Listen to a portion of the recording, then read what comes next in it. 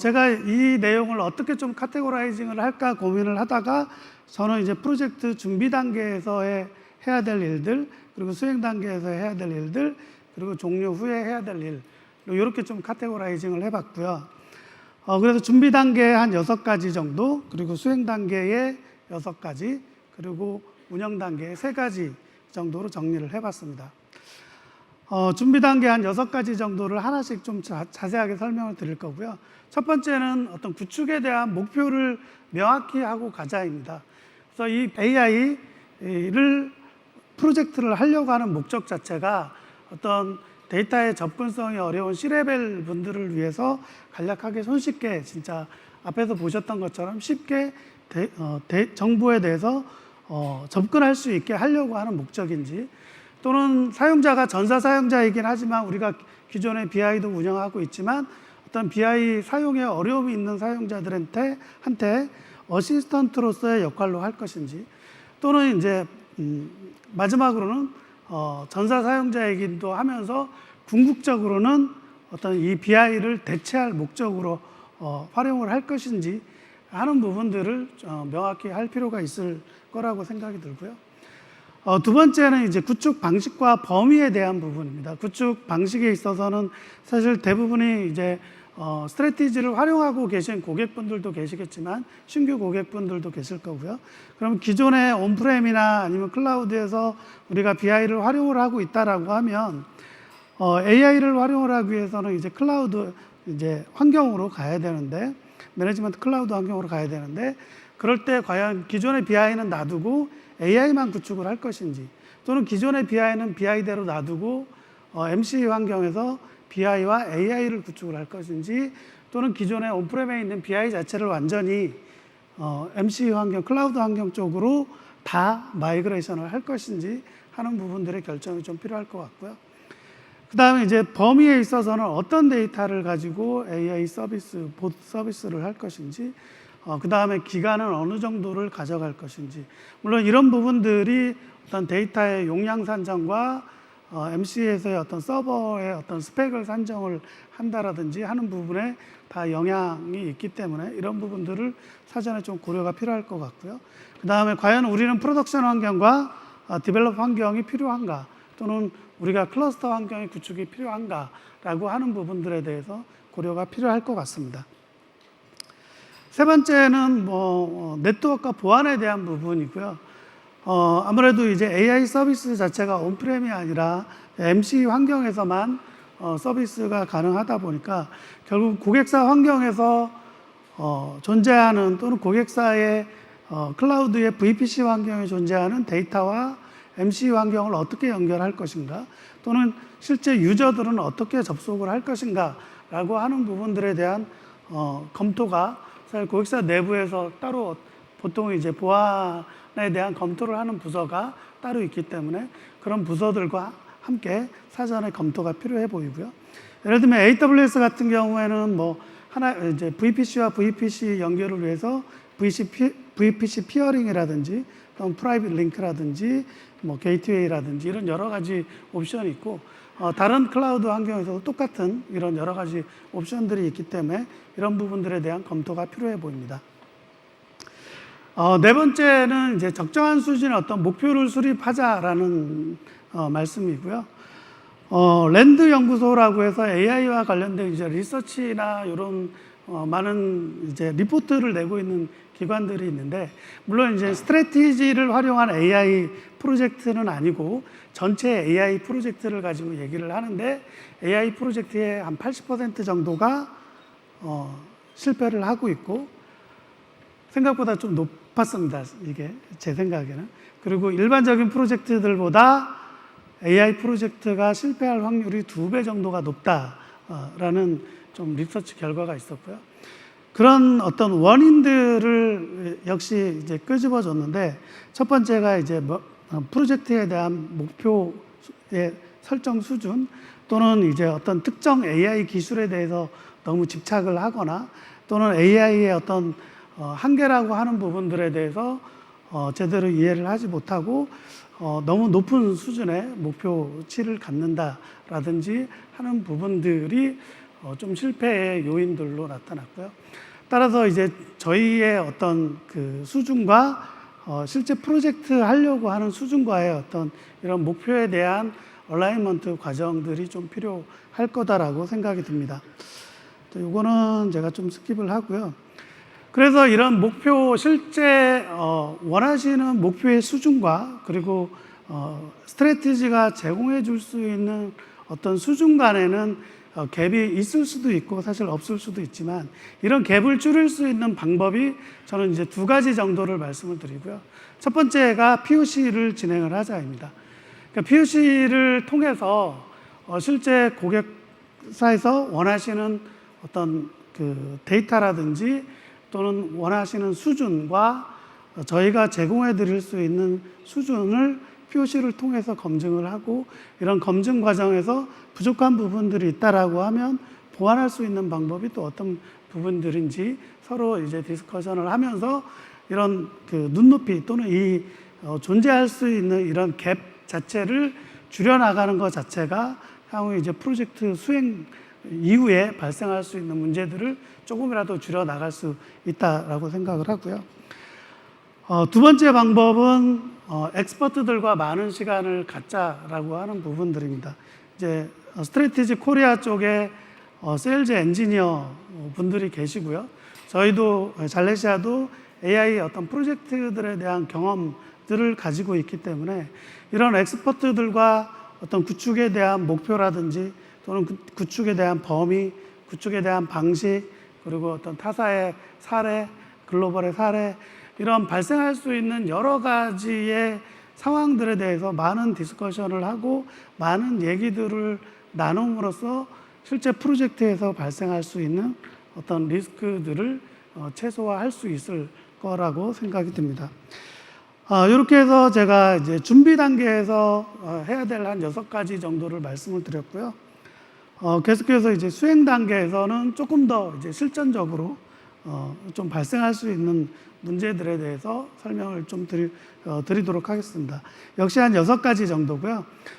첫 번째는 수행 단계에서 첫 번째고 전체로 7번째네요. 정합성 있는 데이터를 확보하자라고 하는 부분입니다. 그동안에 이제 BI를 사용하고 계신 고객분들께서는 요 왼쪽에 있는 그림이 되게 많이 익숙하실 거예요. 결국은 이제 DWDB가 있고 그 외에 스트래티지에 시멘틱 레이어가 있고, 이 시멘틱 레이어를 통해서 대시보드를 구성을 한다든지 리포트를 구성을 한다라든지 하는 형태들이죠. 사실 AI도 뭐 거의 유사한 형태다라고 보시면 될 것 같아요. 결국은 활용하는 데이터는 DW에 있는 데이터를 시멘틱 레이어를 통해서 인메모리 큐브에 적재를 하고, 이렇게 큐브에 적재된 데이터를 AI에 활용을 하기 위해서 활성화하는 과정들이거든요. 결국은 같은 데이터를 활용을 하는 거기 때문에 우리가 막연하게 AI니까 좀 정합성이 없는 데이터도 알아서 정제를 해줄 거야, 또는 서로 어떤 아구가 안 맞아 떨어지는 데이터들도 AI니까 알아서 잘 맞춰줄 거야 라고 하는 기대는 조금은 낮춰주시는 게 맞지 않을까라는 생각입니다. 8번째는 이제 하나의 봇으로 모든 것을 해결하지 말자라고 하는 부분이고요. 물론 이제 6월 버전에서 유니버셜 봇이 나와서 조금 보탬이 될 수 있긴 하겠지만, 결국 이제 하나의 프로젝트를 하면서 되게 여러 가지의 데이터들, 예를 들면 매출이라든지 고객이라든지 고객에 대한 활동이라든지 외부 데이터, 앞에서 이제 롯데 백화점 같은 경우는 저희가 8개의 봇으로 서비스를 하고 있었는데요. 이거를 뭐 하나의 봇으로 서비스를 할 수 있으면 가장 베스트긴 하겠죠. 근데 하나의 봇으로 가면 갈수록 데이터의 구조는 복잡해질 거고, 결국 그 한 봇 안에서 대답을 하는 봇의 어떤 정확도나 이런 부분들은 떨어질 수밖에 없거든요. 그래서 제가 말씀드리고 싶었던 부분은 용도에 맞게 또는 데이터의 성격에 맞게 봇들을 좀 분할을 해서 봇을 구성을 하게 되면 조금 더 정확한 그리고 일관성 있는 답변을 얻으실 수 있을 거다라고 하는 부분이 8번째고요. 9번째는 이제 충분한 테스트 케이스와 품질 기준을 확보를 정립하자라고 하는 부분입니다. 사실 BI 시스템의 어떤 그 품질과 관련돼서 품질 기준을 말씀드리면 뭐 다들 잘 아시는 것처럼 우리 정형 보고서 100개 만들었어. 비정형 환경 구축할 거야. 그다음에 품질은 응답 속도 몇 초까지 나오면 돼. 그리고 가장 중요한 품질에 대한 기준은 데이터가 맞으면 돼. 이거겠죠. 근데 사실 AI는 우리가 보고서라고 하는 절대적인 어떤 검증을 할 수 있는 대상 자체가 없고, 결국은 사용자들의 모든 질문이 검증의 대상이 될 수밖에 없는 그런 상황이 될 거고요. 개발 물량 자체가 이제 의미가 없는 상황이 되어버리는 거죠. 물론 이제 봇을 몇 개 개발하겠다가 어떤 기준이 될 수는 있지만, 하나의 봇 안에 질문은 수백 개, 수천 개, 수만 개의 질문이 나올 수 있기 때문에 물량에 대한 기준은 되게 애매하고, 그리고 품질에 대한 기준도 뭐 100번을 질문했을 때 과연 100번이 똑같은 답이 나와야 패스로 볼 건지, 또는 뭐 50번을 해서 50번이 똑같은 답이 나와야지 패스로 볼 건지, 이런 품질에 대한 기준을 미리 정립해 놓지 않으면 결국 이제 고객사와 구축사 간에 결국은 이제 조금 서로 안 좋은 상황이 생겨날 수도 있을 것 같습니다. 그래서 그런 부분들에 대한 준비를 미리미리 해놓자라고 하는 부분들이고요. 10번째는 테스트 케이스는 충분히 그리고 많은 리소스를 할당을 하자라고 하는 부분입니다. 물론 대부분의 시스템들이 초기 품질을 올리는 데는 시간이 좀 되게 짧게 걸리고, 마지막에 5%, 10%의 어떤 품질을 올리는데 많은 리소스와 시간이 필요한 거는 사실입니다. 근데 제가 보기에는 AI 프로젝트 같은 경우는 조금 더 많은, 그거보다도 여러분들이 예상하시는 것보다는 조금 더 많은 시간과 리소스가 필요하다라고 하는 부분들이고요. 결국은 이 마지막에 5%에서 15%의 이 품질을 올리는 부분은 결국은 일관성과 정확도를 조금이라도 올리려고 하는 노력들이거든요. 그런 노력들을 위해서는 계속 나오는 말씀이지만, 지침을 통해서 계속해서 저희가 LLM에게 학습을 시킨다라든지, 학습을 시키고 난 다음에 또 다른 여러 가지 케이스로 테스트를 한다라든지 하는 이런 과정들이 무한, 어떻게 보면 반복될 수 있는 상황들이기 때문에 테스트 케이스에 대한 충분한 시간과 리소스를 확보하자라고 하는 말씀을 드리려고 합니다. 11번째가 반드시 현업부서의 비즈니스 전문가를 참여하자라고 하는 부분이고요. 앞서서 롯데백화점에서 보시면 저희 2분 정도가 사실 저희 프로젝트에 참여를 하셨어요. 그분들의 많은 역할들이 있었는데, 예를 들면 이제 데이터 같으면 데이터 표준이 있고, BI 같으면 저희 표준 개체명 표준들이 있겠죠. 근데 사실 이거를 대화형으로 진행을 하다 보니까 저희가 많이 좀 부딪혔던 부분들이 사실 이제 동의어라고 하는 부분들이죠. 사실 비즈니스가 오래됐기 때문에 누구는 이제 고객 등급이라고 얘기를 하고, 누구는 구매 등급이라고 얘기를 하고, 누구는 그냥 등급이라고만 얘기를 하고, 그런 이제 애트리뷰트 명칭에 대한 이런 뭐 차이도 있을 수 있지만, 애트리뷰트 엘리먼트도 사실 마찬가지예요. 저도 오늘 사실 스트래티지라고 발음을 굉장히 많이 하려고 하고 있지만, 여전히 입에서는 그냥 MSTR이라고 얘기가 나올 때도 있고요. 그리고 마이크로 스트래티지라고 얘기할 때도 있고, 또는 한글로 스트래티지라고 얘기할 때도 있고, 스트래티지라고 얘기할 때도 있고요. 그 다음에 마이크로 스트래티지라고 얘기할 때도 있습니다. 근데 결국은 사용자는 이렇게 다양하게 얘기를 하지만, LLM 입장에서는, 그리고 저희 입장에서는 스트래티지라는 하나로 인식이 될 수 있어야 된다라고 하는 부분들이거든요. 그래서 이런 부분들을 많은 이제 프로젝트 저희 멤버들이 직접 할 수는 없고, 이런 난리지들을, 고객사의 난리지들을 저희한테 제공을 해 주셔야 되는데, 이런 난리지를 제공해 줄 수 있는 부분들은 이제 현업부서에 계신 분들이다라고 하는 부분들을 말씀을 드리고 싶고, 그리고 이제 질문의 패턴들도 굉장히 여러 가지가 있는데, 예를 들면 이제 몇 월의 판매 현황을 보여줘 라는 질문이 있는데, 사실 이 판매 현황이라는 하나의 단어로 표현됐지만, 실제로는 뭐 순매출액과 판매 수량과 객수와 판매 원가와 판매 이익, 뭐 이 수많은 이 매트릭들을 같이 보여줘야 되는 뭐 이런 패턴들이 있었다는 거죠. 그래서 사용자는 판매 현황 보여줘 하지만 실제 그리드에는 저 6개인가요? 7개의 그리드가 항목이 매트릭이 표현되는 이런 형태로 질문들도 많이 하시더라라고 하는 부분이고요. 12번째는 이제 웹 커스터마이징을 좀 가급적이면 최소화할 수 있으면 하자라고 하는 부분들이고, 아무래도 MC 내에 저희가 소스를 개발을 해서 배포를 하다 보니까 배포의 시간도 좀 오래 걸리고 실제 코딩을 할 수 있는 영역도 좀 제한적이 될 수밖에 없어요. 그래서 제가 제안드리고 싶은 부분은 약간의 비용이 발생하더라도 고객사 내에 별도의 VPC 환경을 구축을 하고 이 VPC 안에서 포탈을 구축을 해서 MC 환경과는 REST API로 통신을 하는 부분들을 권장을 드리고 싶습니다. 마지막으로 운영 단계 부분이고요.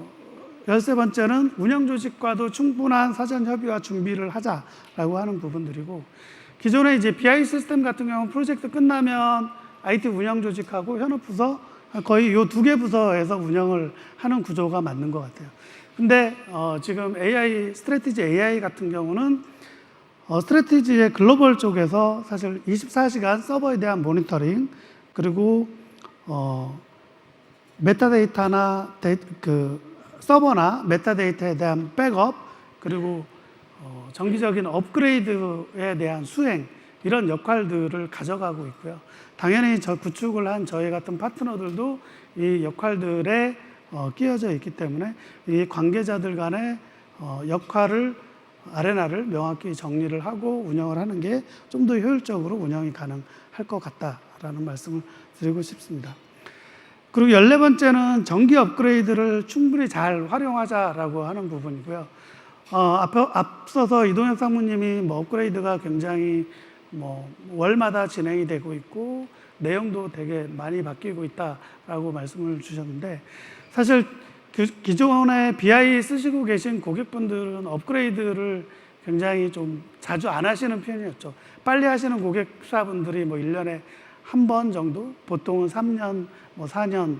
물론 이제 그 업그레이드를 하는 과정이 굉장히 이제 많은 노력도가 들어가고 리스크가 있고 이런 부분들 때문에 좀 주저하셨던 부분들이 있을 수 있을 것 같습니다. 하지만 앞서서 말씀드린 것처럼 이제 업그레이드 액션 자체에 대한 수행은 글로벌에서 좀 진행을 하기 때문에 이런 업그레이드에 대한 부분들을 잘 활용을 해보자라고 하는 부분들이고요. 그리고 2023년 10월에 처음 이제 오토가 출시된 이후에 지금 마지막이 2.0이 3월, 그리고 좀 전에 이제 6월까지, 사실 제가 보기에는 3월과 6월 사이에 지난 한 1년 동안 있었던 업그레이드보다 훨씬 더 많은 내용이 업그레이드가 된 것 같습니다. 그렇게 이제 앞으로 월별 또는 분기별로 릴리즈되는 업그레이드를 잘 활용을 해보자라고 하는 부분들이고요.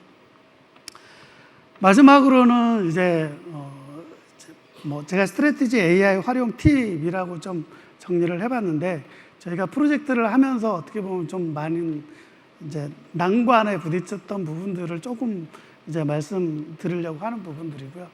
아무래도 이제 챗GPT와 유사한 형태들로 좀 저희도 UI가 제공이 되다 보니까 챗GPT처럼 우리도 뭐 스트래티지 AI도 될 수 있는 거 아니야? 라고 좀 그런 좀 그 생각들을 많이 하시는데, 제가 이런 비유를 들어도 될지 모르겠는데, 저는 이제 챗GPT는 그 인문계의 논술고사 시험 문제지처럼 질문을 하면 될 것 같고요. 좀 스트래티지 AI는 우리 수학 문제 풀듯이 좀 질문을 하면 조금 더 맞지 않을까라는 생각을 해봅니다. 그래서 질에 대한 해석 자체도 GPT는 약간 문맥이나 어떤 자유로운 질의가 좀 가능한 반면에, 저희는 어떤 사전에 정의된 매트릭이나 애트리뷰트 기반 중심의 질의를 할 수밖에 없고요. 그리고 챗GPT 같은 경우는 사실 그 대화의 유연성이나 어떤 사용자의 자유도 뭐 이런 부분들이 굉장히 자유롭죠. 근데 이제 저희 같은 경우는 조금 이런 부분들은 챗GPT만큼은 아직 뭐 되고 있지는 않지만 업그레이드가 계속 되고 있어서 저는 사실 이런 부분들 좀 기대를 많이 가지고 있고요.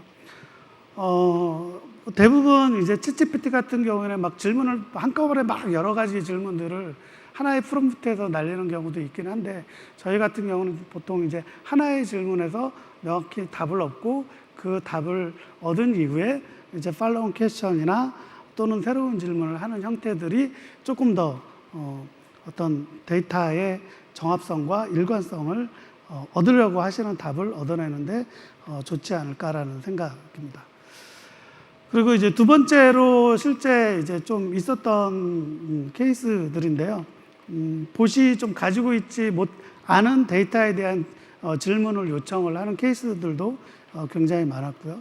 그리고 이제 기간이라든지 점포처럼 어떻게 보면 질문에 있어서 필수적인 질문인데 없이 질문을 하는 거죠. 그냥 뭘 보여줘. 그러면 이제 뭐 챗GPT처럼 몇 년도의 데이터를 보시려고 하십니까? 라고 뭐 역으로 뭐 답이 올까봐 그런 기대치도 좀 있으셨던 것 같고요. 그 다음에 이제 아까 말씀드렸던 연속으로 질문하는 경우. 그 다음에 이제 서술형으로 질문하지 않고 단어만 나열하는 경우.